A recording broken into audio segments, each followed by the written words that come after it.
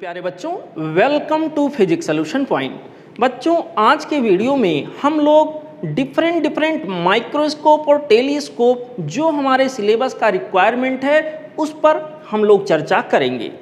Revision class के हिसाब से बच्चों मेन बातों को जल्दी देखते हुए हम लोग आगे बढ़ेंगे।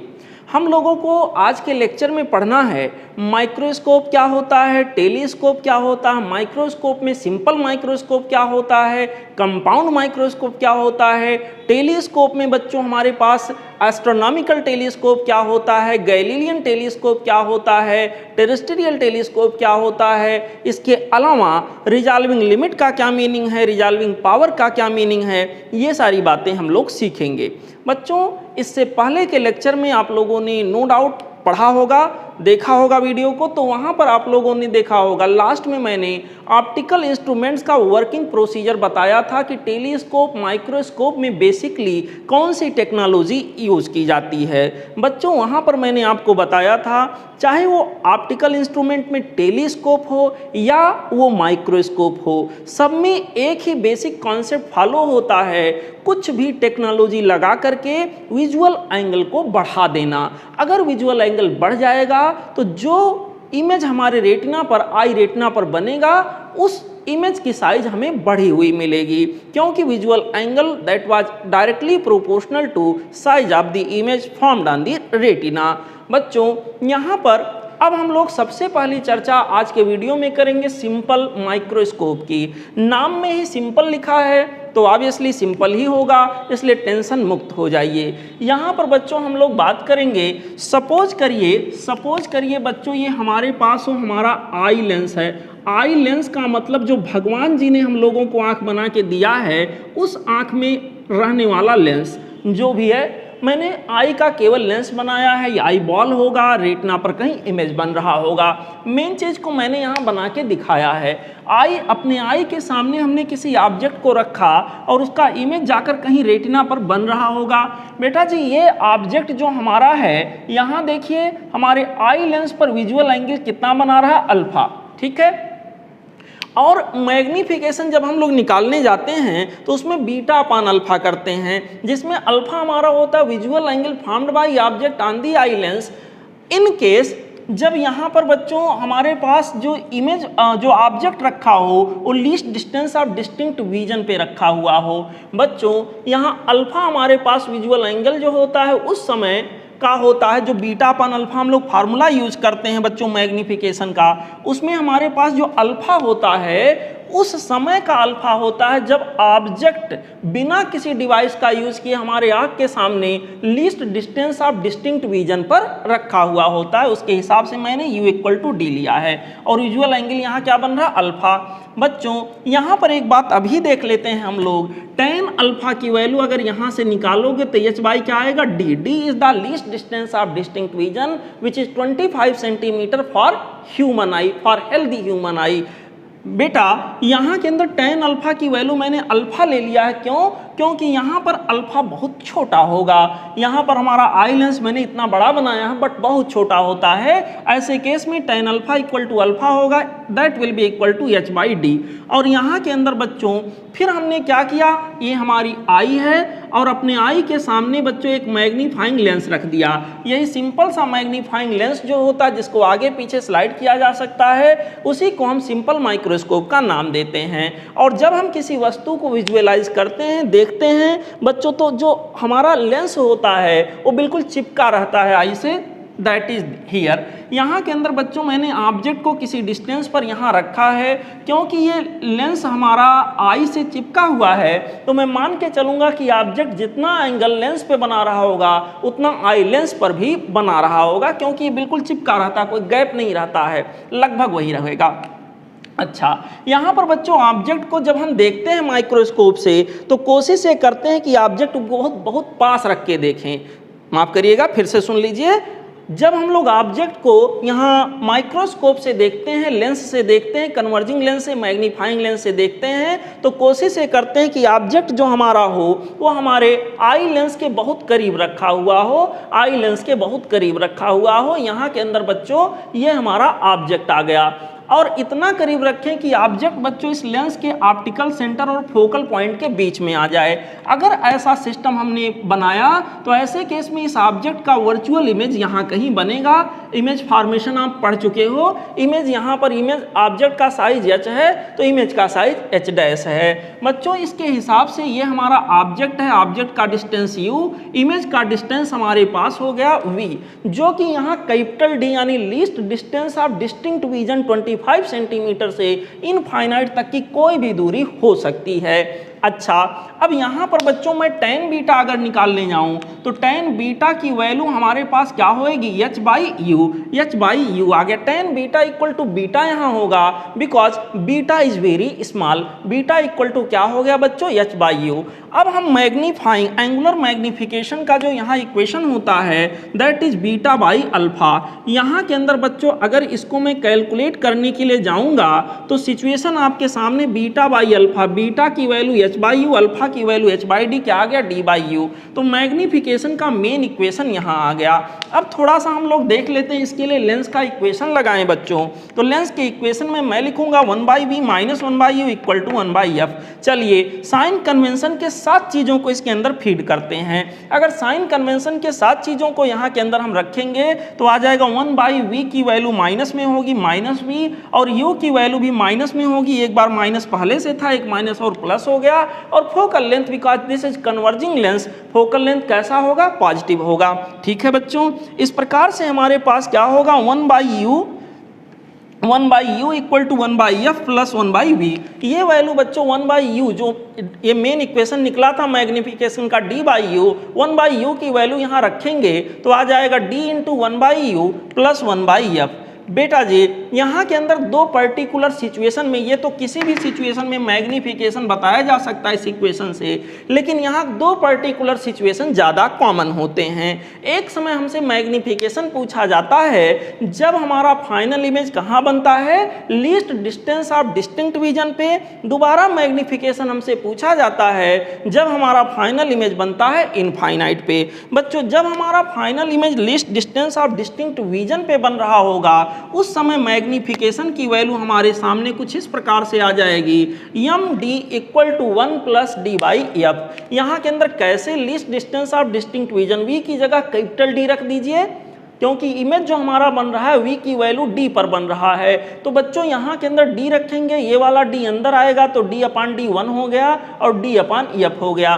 ठीक है, दूसरा स्टैंडर्ड क्वेश्चन ये आता है जब फाइनल इमेज हमारा इनफाइनाइट पे बन रहा हो तो क्या होगा। ऐसे केस में बच्चों v की जगह इनफाइनाइट आप रख लो, v की जगह इनफाइनाइट रखोगे तो यहाँ d इंटू 1 बाई एफ यानी d बाई एफ के बराबर हो जाएगा। ये हमारा रहा मैग्निफिकेशन। मेरे प्यारे बच्चों थोड़ा सा आगे बढ़ते हैं, यहाँ कुछ और बातों को समझने का हम लोग प्रयास करते हैं। बेटा जी अगला सवाल यहाँ से क्या क्या पूछा जाएगा, ये तो न्यूमेरिकल कैलकुलेशन कैसे होगा उस पर हम लोगों ने चर्चा की। और एक बात मैं आपको रिमाइंड करा दूं, ये जो हमारे फार्मूले बने हुए हैं बच्चों, ये हुआ ये हुआ ये हुआ ये हुआ, ये जो हमारे फार्मूले बने हैं बच्चों ध्यान दीजिए, उसमें ऑलरेडी हमने साइन कन्वेंशन इन फार्मूले के अंदर रख दिया है। तो जब इन इक्वेशंस को आप यूज करेंगे बच्चों तो यहाँ पर अलग से कोई साइन कन्वेंशन आपको नहीं लगाना है, डायरेक्ट चीज़ों की वैल्यू हम केवल फीड करेंगे पॉजिटिव में और हमें रिजल्ट मिल जाएगा।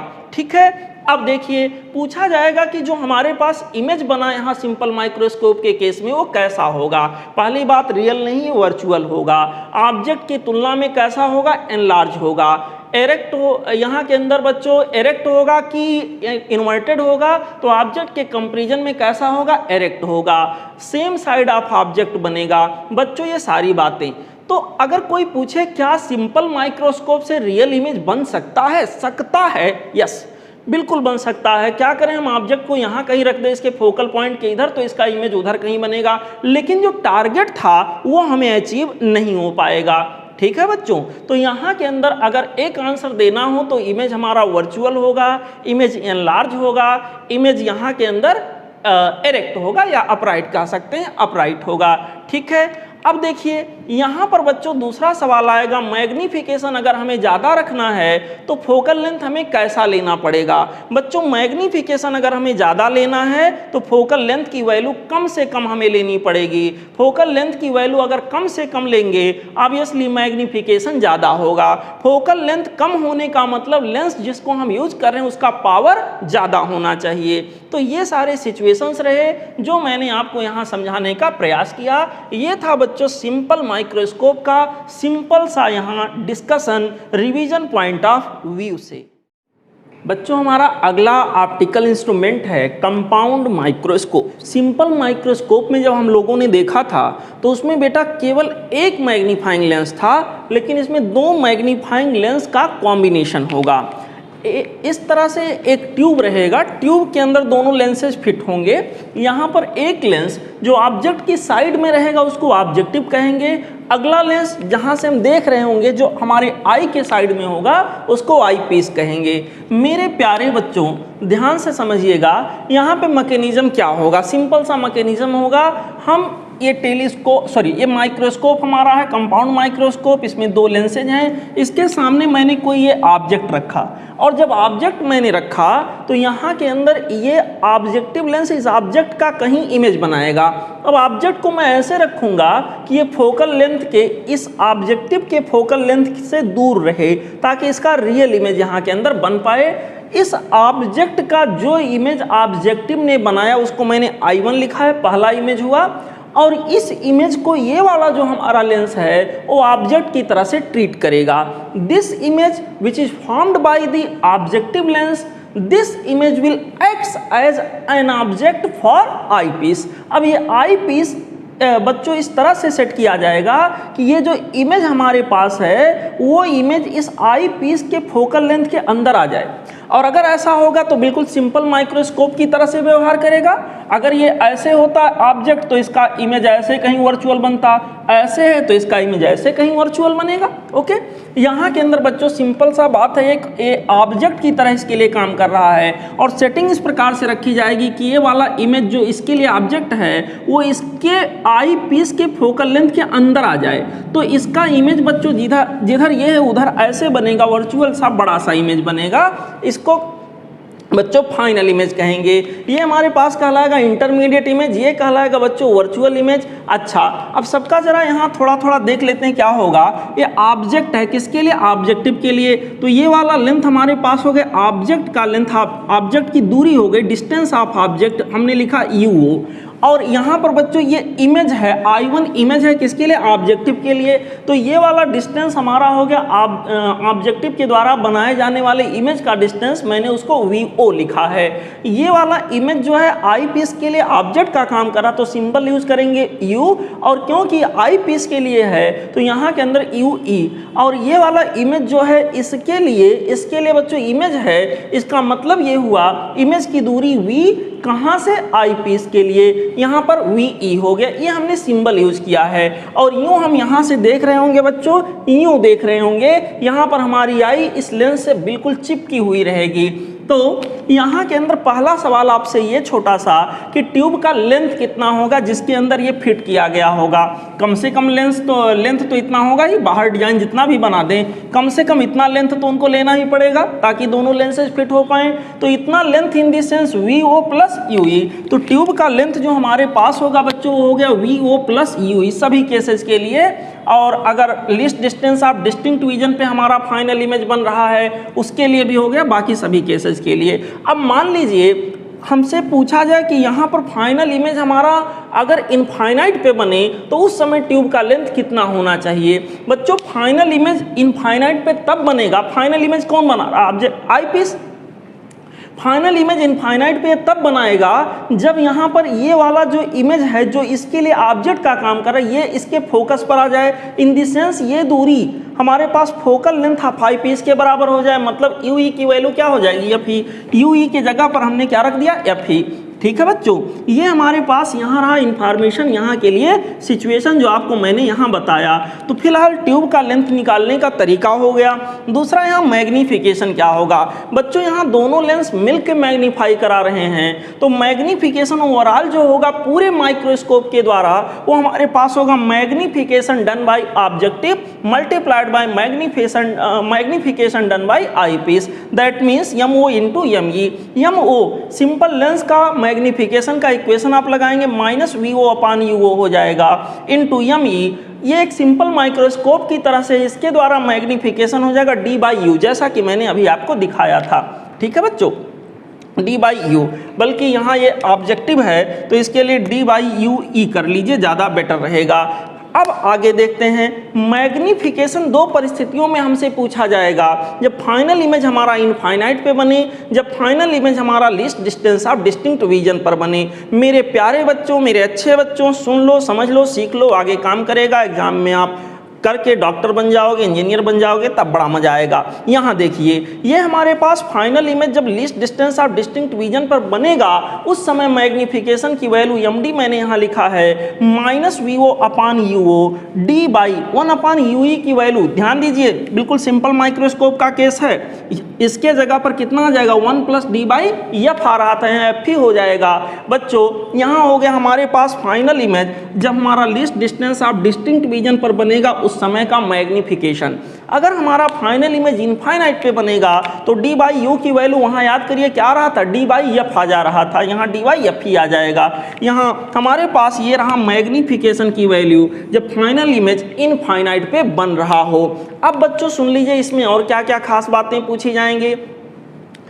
पहला सबसे अहम सवाल ये कि हम क्या करें कि मैग्नीफिकेशन हमारा ज़्यादा मिले, यहाँ पे क्या उपाय लगाया जाए कि मैग्नीफिकेशन हमारा ज़्यादा हो। तो बच्चों उपाय लगाने के लिए आप देखिए ध्यान से, F की वैल्यू कम रखनी पड़ेगी, यानी focal length of eyepiece भी कम रखना पड़ेगा। थोड़ा बहुत यहाँ वेरिएशन करके इसमें थोड़ा बहुत चेंज करने के बाद ये पता चलता है कि ऑब्जेक्टिव का भी फोकल लेंथ कम रखना पड़ेगा, यानी दोनों ही का फोकल लेंथ जितना कम रखा जाएगा, उल्टा बोलें तो दोनों ही का पावर जितना ज़्यादा रखा जाएगा, फोकल लेंथ कम मतलब पावर ज़्यादा रखा जाएगा। तो ऑब्जेक्टिव और आई पीस दोनों का बच्चों यहाँ पावर ज़्यादा और फोकल लेंथ कम रखना पड़ेगा ताकि अच्छे से मैग्नीफिकेशन हो पाए, ज़्यादा मैग्नीफिकेशन मिल पाए। ठीक है, तो यहाँ दोनों ही ज़्यादा होने चाहिए। दोनों फिलहाल दोनों में अगर कंपेयर करें, सवाल एक ये है कि मैग्नीफिकेशन ज़्यादा पाने के लिए क्या होगा, तो हम कहेंगे इन दोनों का ही फोकल लेंथ क्या रखना पड़ेगा, कम, दोनों ही का पावर क्या रखना पड़ेगा, ज़्यादा। दूसरा सवाल ये है कि भाई दोनों में किसका फोकल लेंथ ज़्यादा होगा और किसका फोकल लेंथ कम होगा। तो दोनों में बच्चों आई पीस जो हमारे पास है उसका फोकल लेंथ ज़्यादा होगा एज कंपेयर टू ऑब्जेक्टिव। दोनों में अपर्चर एरिया जो होगा या कह लीजिए अपर्चर जो द्वारक होगा किसमें ज़्यादा होगा किसमें कम होगा, स्पष्ट है। बड़ा आपको कौन दिख रहा, आई पीस। यहाँ आई पीस जो हमारे पास है बच्चों, यहाँ इसका अपर्चर ज़्यादा होगा, डायामीटर भी ज़्यादा होगा as compared to objective. Focal length भी इसका ज़्यादा है आई पीस से, इसका अपर्चर भी ज़्यादा, डायामीटर भी ज़्यादा है, सारी चीज़ें आई पीस की बच्चों यहाँ से ज़्यादा हैं। फोकल लेंथ की अगर बात करें बच्चों, फोकल लेंथ भी इसका ज़्यादा है, तो ऑब्वियसली पावर की बात करेंगे, पावर इसका कम होगा, इससे उल्टा सोचेंगे। ठीक है, तो ये रहा यहाँ के लिए सिचुएशन, यहाँ के लिए कंडीशन। अब यहाँ रहा सवाल इमेज कैसा बना, तो ध्यान रहे यहाँ दो इमेज बना, ये कहलाएगा इंटरमीडिएट इमेज जो ऑब्जेक्टिव ने बनाया, ये कहलाएगा फाइनल इमेज जो आई पीस ने बनाया। मेरे प्यारे बच्चों, मेरे अच्छे बच्चों, बताओ इंटरमीडिएट इमेज को अगर पूछा जाए कैसा बना, हम कहेंगे सर रियल है और इन्वर्टेड है, बिहाइंड द लेंस है, यहाँ पर रियल है, इन्वर्टेड है, ऑब्जेक्टिव लेंस के बिहाइंड है, आई पीस के फ्रंट पे है। ठीक है, यहाँ पर हमसे पूछा जाए इंटरमीडिएट इमेज कैसा होगा, हम कहेंगे वर्चुअल है, वर्चुअल है। अगर इंटरमीडिएट इमेज से कंपेयर करें तो एरेक्ट है, अगर हम ओरिजिनल ऑब्जेक्ट से कंपेयर करें तो इन्वर्टेड है। लेकिन जब भी सवाल हमसे पूछा जाएगा ओरिजिनल ऑब्जेक्ट से ही कंपेयर करेंगे तो इसके रेस्पेक्ट में कैसा है, इन्वर्टेड है। अगर मेंशन किया जाए कि इसके रेस्पेक्ट में कैसा है तो एरेक्ट हो जाएगा, क्योंकि जिधर ये है उधर ये है। ठीक है बच्चों, लेकिन इसके रेस्पेक्ट में ये कैसा, इन्वर्टेड है, एनलार्ज्ड है, वर्चुअल है, ये सारे कंडीशन यहाँ के अंदर मिलेंगे। इंटरमीडिएट इमेज के बारे में रियल है, ऑब्जेक्ट के कंपैरिजन में क्या है, इन्वर्टेड है, एनलार्ज है कि कैसा है, कुछ भी हो सकता है सर, उसके बारे में कुछ बोला नहीं जा सकता। जितना ज़्यादा दूर चलते जाएंगे छोटा होता जाएगा, इसको जितना पास लाते जाएंगे बड़ा होता जाएगा। ठीक है, सेटिंग इस प्रकार से होगी कि I1 जो हमारा है वो ये वाले आई लेंस के फोकल लेंथ के अंदर आ जाए, ऑप्टिकल सेंटर और फोकल लेंथ के अंदर आ जाए, ताकि इसका एनलार्ज और वर्चुअल इमेज यहाँ के अंदर बन पाए। आई होप इतनी बात आप समझ गए होंगे। बच्चों हमारा अगला ऑप्टिकल इंस्ट्रूमेंट है एस्ट्रोनॉमिकल टेलीस्कोप, खगोलीय दूरदर्शी। इससे क्या किया जाता है, बहुत दूर स्थित, बहुत डिस्टेंट ऑब्जेक्ट का, जैसे कोई प्लैनेट हुआ, मून हुआ, बच्चों कोई भी यहाँ पर बहुत दूर स्थित कोई सेलेस्टियल बॉडी के बारे में हम लोग बात करते हैं, यहाँ पर उसको देखने का काम किया जाता है। तो यहाँ के अंदर इसका बनावट क्या होता है, एस्ट्रोनॉमिकल टेलीस्कोप। बच्चों थोड़ा सा यहाँ समझना आपको, एस्ट्रोनॉमिकल टेलीस्कोप में दो यहाँ पर लेंसेज लगे होते हैं, एक जो ऑब्जेक्ट के साइड में रहता है, दूसरा जो यहाँ के अंदर बच्चों कहाँ रहता है, दूसरा जो यहाँ पर आई के साइड में रहता है, जहाँ से हम लोग देख रहे होते हैं, यहाँ पर कहीं होगा बच्चों, जिसको हम लोग देख रहे होंगे। इसको हम लोग क्या नाम देते हैं बच्चों, आई पीस, इसको आई पीस नाम देंगे। और ये जो हमारे पास होगा वो क्या होगा, ऑब्जेक्टिव। एस्ट्रोनॉमिकल टेलीस्कोप के केस में ऑब्जेक्टिव का अपर्चर, डायामीटर, फोकल लेंथ, ये तीनों चीज़ें आई पीस के कंपैरिजन में क्या होती हैं, ज़्यादा होती हैं। सुन लीजिए, एस्ट्रोनॉमिकल टेलीस्कोप के केस में ऑब्जेक्टिव लेंस का जो हमारे पास फोकल लेंथ होगा, ऑब्जेक्टिव लेंस का जो अपर्चर होगा या कह लीजिए डायामीटर होगा, ये तीनों चीज़ें हमारा आई पीस से ज़्यादा होगा। ठीक है बच्चों, यहाँ फोकल लेंथ ज़्यादा होने का मतलब पावर कम होगा।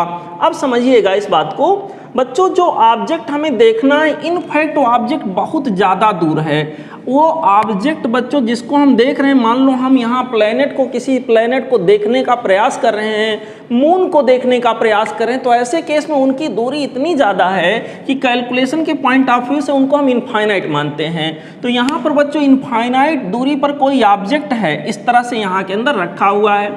अगर ऑब्जेक्ट इनफाइनाइट डिस्टेंस पे है तो ये जिस चीज़ का इमेज यहाँ के अंदर बनाएगा, उस ऑब्जेक्ट का इमेज कहाँ बनाएगा, ऑब्वियसली उस ऑब्जेक्ट का इमेज जो हमारे पास बनाएगा अपने फोकस पर बनाएगा, क्योंकि ये ट्रीट कर रहा ऑब्जेक्ट को कहाँ पे, इनफाइनाइट पे। तो इमेज कहाँ पे बनाएगा, फोकस पे। तो इमेज की डिस्टेंस जिसको मैंने वीओ यहाँ के अंदर लिखा, इनफैक्ट ये क्या होगा, एफओ के बराबर होगा। ठीक है बच्चों, ऑब्जेक्टिव लेंस के फोकल लेंथ के बराबर होगा।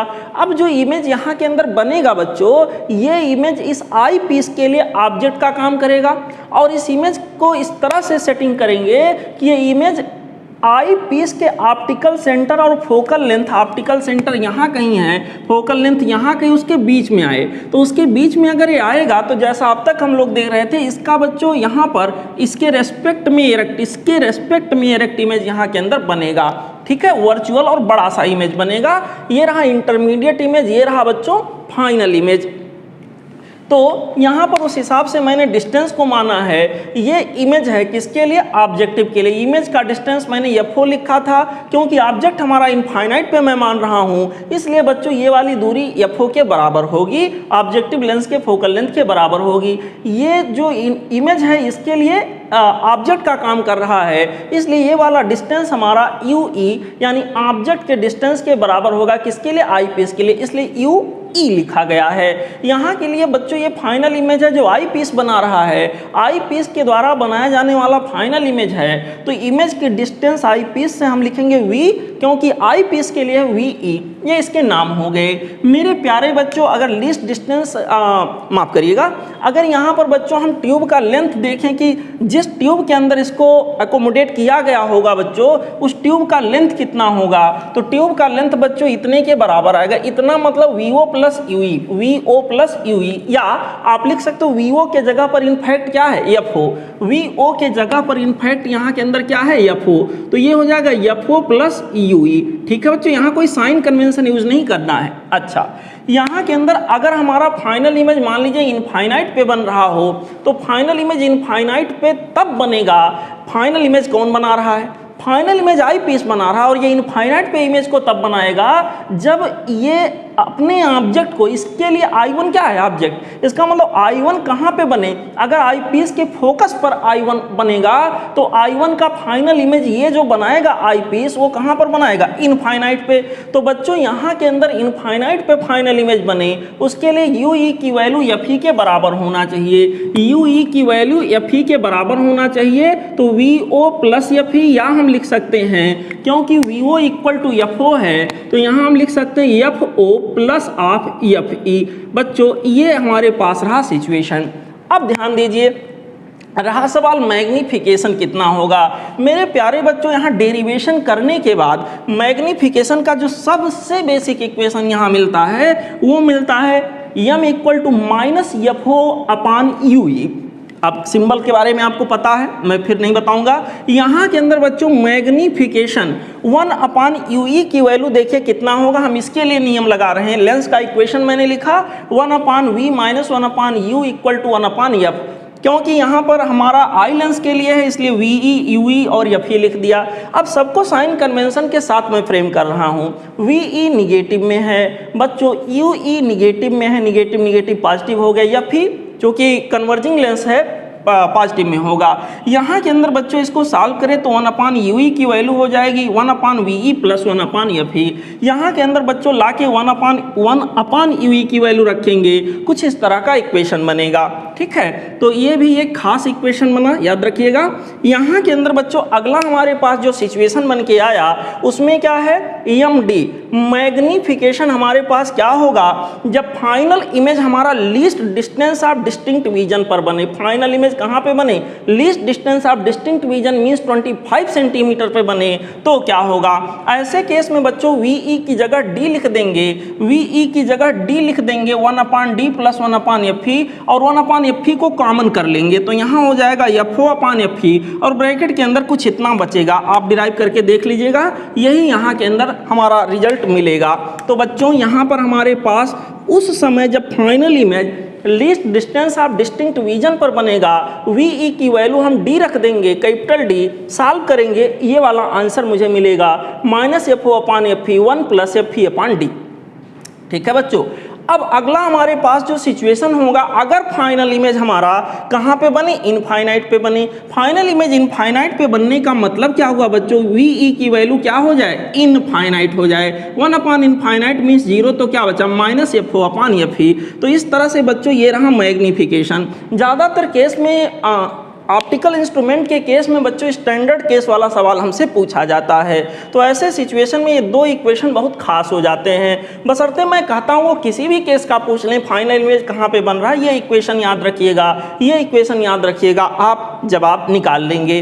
अब यहाँ के अंदर सवाल उठता है, 1 बाई 1 चीज़ों की बात करते हैं कि यहाँ पर भैया जो हमारे पास कितने लेंस लगे हैं, 2 लगे हैं। चलो दोनों का नेचर कैसा, कन्वर्जिंग है। क्या क्या नाम है, ऑब्जेक्टिव है और आईपीस है। कौन बड़ा है कौन छोटा, ऑब्जेक्टिव बड़ा है आईपीस छोटा है। कंपाउंड माइक्रोस्कोप का उल्टा केस। यहाँ के अंदर बच्चों ऑब्जेक्टिव किधर की ओर रहेगा, ऑब्जेक्ट की साइड में। आई पीस किधर की ओर रहेगा, आई के साइड में। यहाँ पर अगला सवाल ये बनेगा, किसका फोकल लेंथ ज़्यादा है, किसका फोकल लेंथ कम है। ऑब्जेक्टिव का ज़्यादा होगा, आई पीस का कम होगा। किसका पावर ज़्यादा है, किसका पावर कम है। ऑब्जेक्ट जिसका फोकल लेंथ ज़्यादा है उसका पावर क्या होगा, कम होगा। ऑब्जेक्टिव का पावर कम है, आई पीस का पावर ज़्यादा है। यहाँ के अंदर अगला सवाल हमसे पूछा जाएगा कि बताइए यहाँ पे बच्चों जो हमारे पास इंटरमीडिएट इमेज बना है, दिस वन इंटरमीडिएट इमेज बना है, वो कैसा है। तो ऑब्जेक्ट से कंपेयर करिए। इंटरमीडिएट इमेज जो हमारे पास है, इंटरमीडिएट इमेज जो हमारे पास है वो कैसा है, रियल है इन्वर्टेड है, रियल है इन्वर्टेड है, बड़ा है कि छोटा है। बच्चों जिस ऑब्जेक्ट को हम देख रहे हैं, यहाँ मैंने बना के आपको एग्जाम्पल के लिए दिखा तो दिया, लेकिन ये इनफाइनाइट पे है। इनफैक्ट मुझे बनाना ही नहीं चाहिए था, यहाँ पर ये इनफाइनाइट पे है। मान लो हम चांद को देख रहे हैं। मेरे प्यारे बच्चों इतना बड़ा ऑब्जेक्ट हम देख रहे हैं, कितना भी बड़ा इमेज बना लें तो चांद से बड़ा तो बना नहीं पाएंगे। मान लो हम किसी प्लेनेट को देख रहे हैं तो कितना भी बड़ा इमेज यहाँ पर ये बना देगा, प्लेनेट के वास्तविक साइज से बड़ा तो बना नहीं पाएगा। तो ऑब्जेक्ट के तुलना में जो कि बहुत ही बड़ा है, इमेज कैसा होगा, इन्वर्टेड होगा, रियल होगा, लेकिन छोटा होगा, स्मॉलर होगा देन ऑब्जेक्ट। ओके, यहाँ के अंदर बच्चों अब फाइनल इमेज का नेचर हमसे पूछा जाएगा। फाइनल इमेज कैसा होगा सर? दिख रहा होगा, वर्चुअल होगा। फाइनल इमेज कैसा होगा? हम कहेंगे इंटरमीडिएट इमेज से अगर कंपेयर करें तो ये एरेक्ट होगा, और ऑब्जेक्ट वास्तविक ऑब्जेक्ट से अगर कंपेयर करें तो ये इन्वर्टेड होगा। और यहाँ के अंदर अगर साइज की बात करें तो इंटरमीडिएट इमेज की तुलना में हमारा फाइनल इमेज बड़ा होगा, लेकिन वास्तविक ऑब्जेक्ट की तुलना में हमें क्या मिलेगा? ये छोटा मिलेगा। ठीक है, अब रहा सवाल में अगर मेंशन ऐसा कुछ नहीं है तो बच्चों जब भी हम जवाब देंगे तो ऑब्जेक्ट के रेस्पेक्ट में जवाब देंगे ना, यानी फाइनल इमेज जो हमारा होगा इनफैक्ट तो क्या होगा? छोटा होगा as compared to real object. Okay, तो इस तरह से बच्चों यहाँ के अंदर सिचुएशन बनेगा। अब यहाँ के अंदर अगला जो सवाल होता है कि अगर हमें हायर मैग्नीफिकेशन पाना है, अच्छे से मैग्नीफाई करा पाना है, तो बताइए सर क्या सिचुएशन यहाँ के अंदर बनेगा? बच्चों हायर मैग्नीफिकेशन गेन करने के लिए यहीं पर कोई इक्वेशन लेके देख लेते हैं। यहाँ पर हमारे पास ऑब्जेक्टिव का फोकल लेंथ हम चाहेंगे ज़्यादा से ज़्यादा हो, और आई पीस का फोकल लेंथ हम चाहेंगे कम से कम हो। For higher magnification objective length should have a high value of focal length and the eyepiece should have the lesser value, smaller value of focal length. Okay, या power के respect में अगर बोलना हो तो उल्टा बोलेंगे, ऑब्जेक्टिव का पावर कम से कम होना चाहिए और यहाँ पर आई पीस का पावर ज़्यादा से ज़्यादा होना चाहिए, उल्टा बोल देंगे, क्योंकि फोकल लेंथ और पावर रेसिप्रोकल होते हैं। ठीक है बच्चों, तो ये कुछ सवाल इसमें से बनते हैं, दिमाग में नोट कर लीजिएगा, एग्जाम में एक सवाल यहाँ से एक्सपेक्टेड होता है।